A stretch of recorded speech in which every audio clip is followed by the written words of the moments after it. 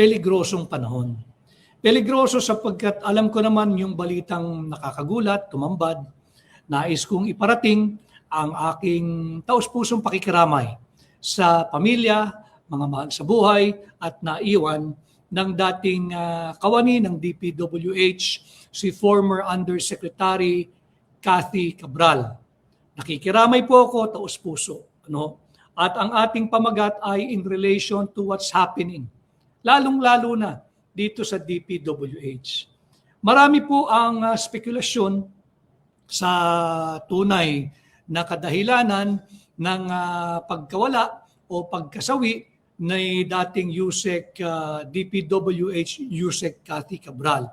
But let's just hope na magkakaroon ng totoong linaw at totoong investigation ano yung circumstances surrounding her death, whether it's untimely demise, kung ano man, but respetuhin mo natin siguro muna yung katahimikan ng pamilya at umasa tayo na mayroon pang mas maraming higit.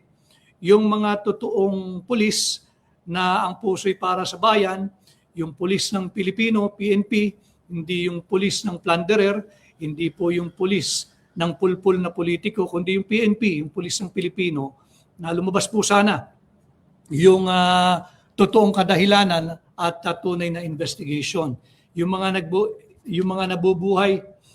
nagbubuhis ng buhay, ito po yung mga critical na panahon, peligrosong panahon, pag po nating takpan itong mga masamang pag-uugali ng mga nabubuhay sa buwis. So magpapasko ho, kikiramay tayo sa pamilya ni dating Undersecretary Kathy Cabral ng DPWH. Peligrosong panahon. Alam mo ninyo, kahit sa Kongreso, peligroso. Tatandaan ninyo yung kaso ni Congressman Kiko Barzaga. Di ko po kilala. Hanggang sa ngayon, hindi ko pa ho nami-meet ng personal si Kiko Barzaga. Subalit dahil sa kanyang mga pagbubunyag bilang insider ng taong bayan sa mababang kapulungan ng Kongreso, ano ang sinuli sa kanya? Ano yung sinukli? Siya po ay sinuspindi ng 60 araw. 60-day suspension yung ipinataw po kay Congressman Kiko Barzaga. Dahil daw po kung ano-anong mga binibintang nila. Alam ho ninyo, mainam na may isang kakampi ang mamamayang Pilipino sa loob ng mababang kapulungan sa tulad ng katauhan ni Congressman Kiko Barzaga na nagbubunyag. Ganon din sa katauhan ni Congressman Sid Ungab at yung mga kongresista na bumoto against the imposition of a 60-day suspension against Congressman Kiko Barzaga, si Congressman Bungsong Tay at marami pang iba. Pero peligroso po yung ating panahon.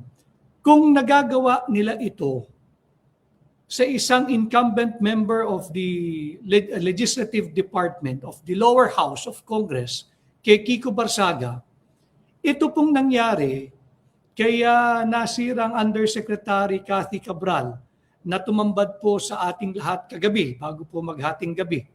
Hindi po ito yung unang pagkakataon na may naganap na ganitong nakakalungkot at nakakasindak na kaganapan diyan po sa mga kawani o officials of DPWH.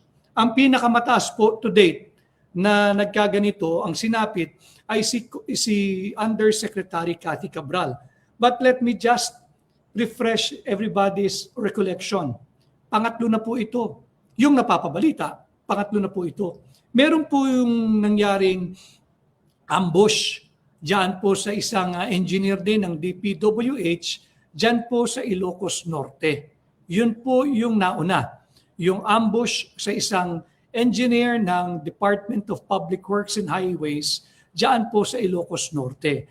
Nakikiramay din po tayo, bagamat huli na sa mga naiwan ng engineer na yun. Meron din pong nangyari sa Sorsogon. Yung Sorsogon naman ganun din.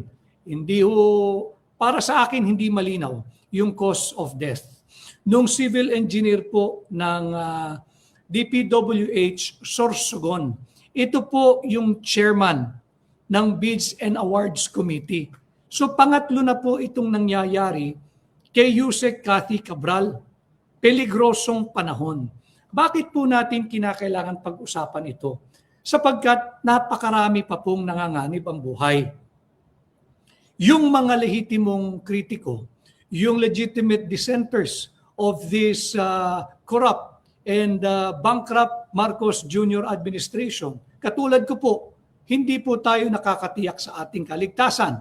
Kanya dapat natin itong pag-usapan. Subalit pag-usapan ho muna natin yung mga kagaya niyan, opisyal at kawani ng DPWH o di kaya yung mga kawani na may kinalaman sa delivery ng mga mali-malitang pera. Hindi ba't nagpahayag si dating Congressman Zaldico? Yung statement po ni Zaldico, maituturing po yung direct evidence. Maituturing po yung direct testimony. Ang problema lang talaga, meron pong abogado si dating Congressman Zaldico, and these are all good lawyers. Ang pinagdidiskursuhan lang ho natin dito so you can form your own independent and principled opinion on the matter. No?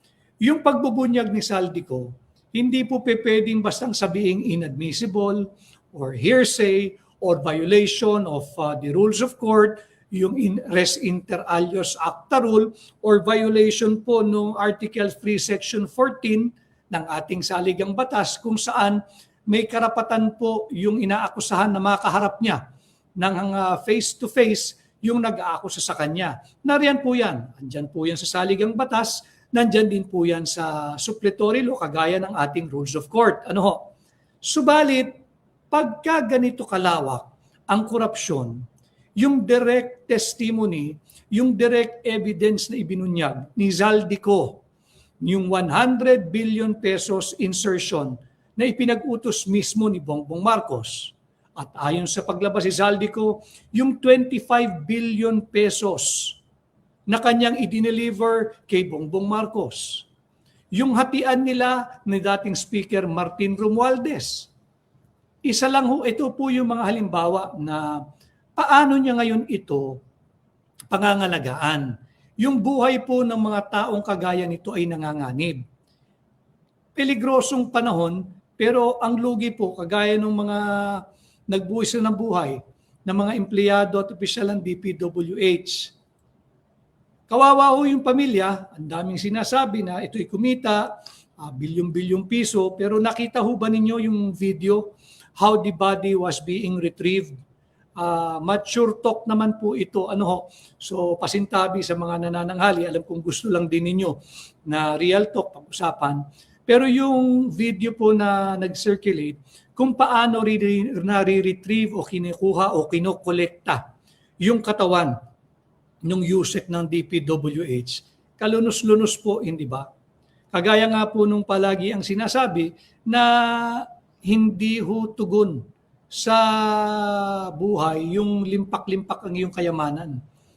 Limpak-limpak nga ang nakamal mong kayamanan, pero ito naman ang iyong sinapit. Ano? And I remember the favorite quote of my mother when she was still alive.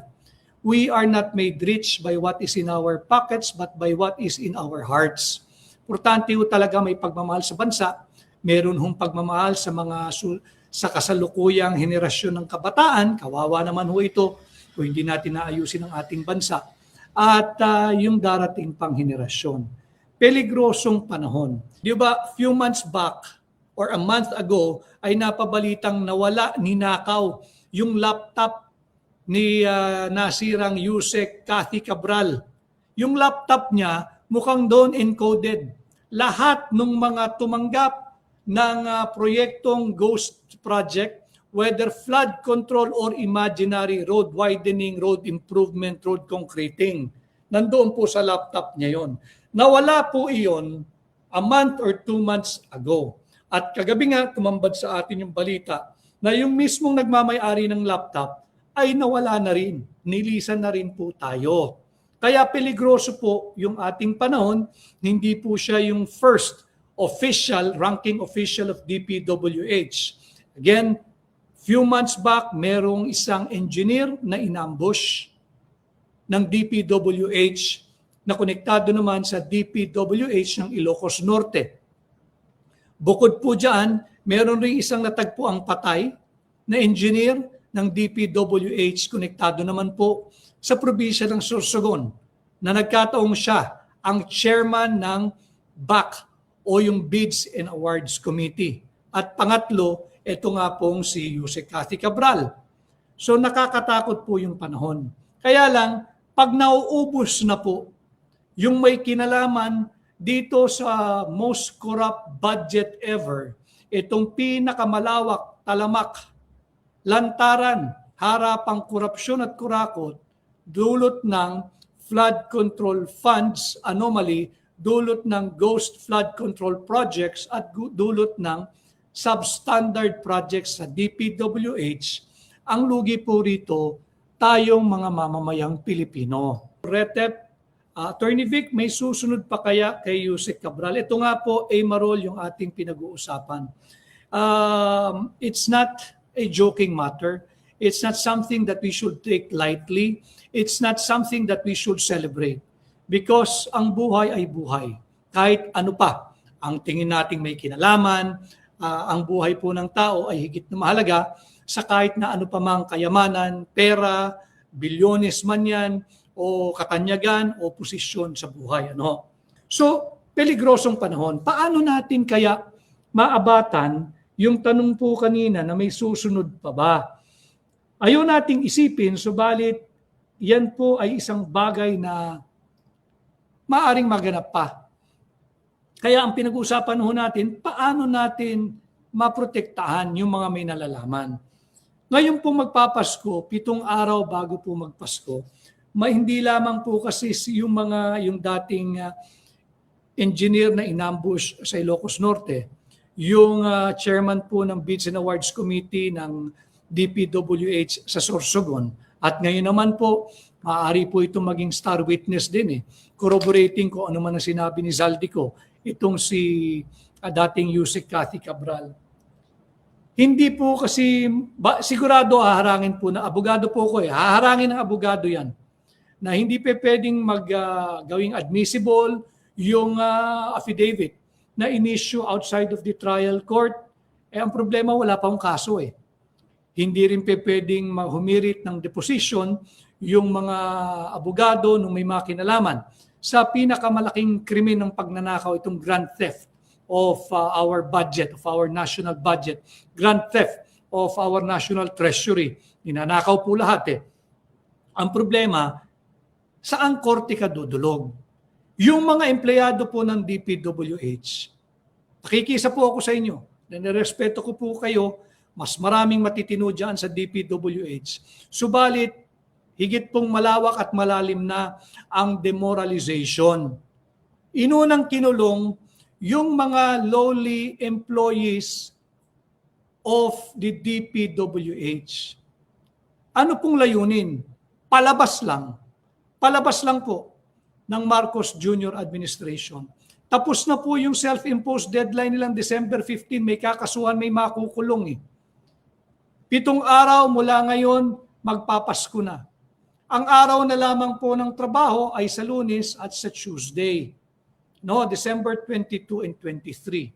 Sinasabing baka may makulong na, alam po nyo, ito'y malisyoso din Hindi ko sinasabing hindi dapat arestuhin yung mga nagkasala dito sa flood control projects, anomaly. Diba?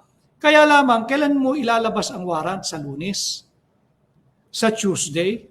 Knowing fully well na wala ng opisina ng 24, ng 25, pagpapaskuhin ninyo sa kulungan, assuming bailable yung isasampa ninyo at assuming may bail recommended kung sino mang korting mag-i-issue ng warrant. Ito po'y palabas para lamang sabihin may ginagawa ang Marcos Jr. administration. Nasaan na?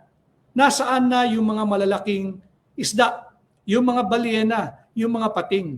Diba? Ito nga rin po yung ating yung ipokritong paring Katoliko, si Father Flavi. Si Padre, hindi ka ba nakukonsensya? Isang katawan na naman ang tumambad sa katauhan ni dating Yusek Cathy Cabral. Maaring siya'y nakonsensya maaring on volition yung nangyari, maaring may foul play.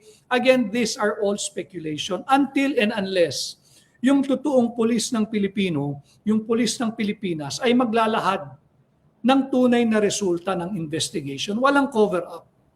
Di ba? Ito dapat yung ipinaglalaban ng mga mapagkunwari, yung mga hunyango, yung mga ipokrito na kagaya ng Padre Flavi. Ang ingay-ingay niya doon sa bagay na clear na ng COA, nagsuot pa nung habito ba tawag doon sa suot ng padring yon? Bakit? Sa pagsusuot mo ba, nagposturang pari ka pa? Mas naging credible ba yung gawa-gawang kasong isinampa mo? Bakit? Pag binasbasan mo ba yan ng holy water or banal na tubig, magiging tama ba yung malimbintang na ifinail mo sa ombudsman? Bakit ang tahimik mo pagdating dito sa mga mahalagang usaping panlipunan? Ito dapat ang pinagninilay-nilayan ng mga Katolikong katulad ko. Mas maraming matitino ng leader ng simbahang Katoliko. Mas maraming matitinong obispo, pari, at mga laiko. Sinisingle out lang po natin ito dahil offensive po yun, dahil nagsuot pari ka pa, tapos peking kaso ang dala mo. Anong itinuturo mo doon sa mga batang miyembro ng simbahang Katoliko? Na basta't pari ka, kahit magsinungaling ka, absuelto ka. Baulik po tayo rito sa peligrosong panahon. Tapos na po yung deadline nila na may makukulong. Nagbuwis ng buhay ang isang opisyal ng DPWH. Kaya po natin ito pinag-uusapan. Sa diwa po ng Kapaskuhan, dapat maintindihan nung may mga kinalaman sa anomalyang ito. Kagaya na lamang nino, Saldi ko, of course, number 1.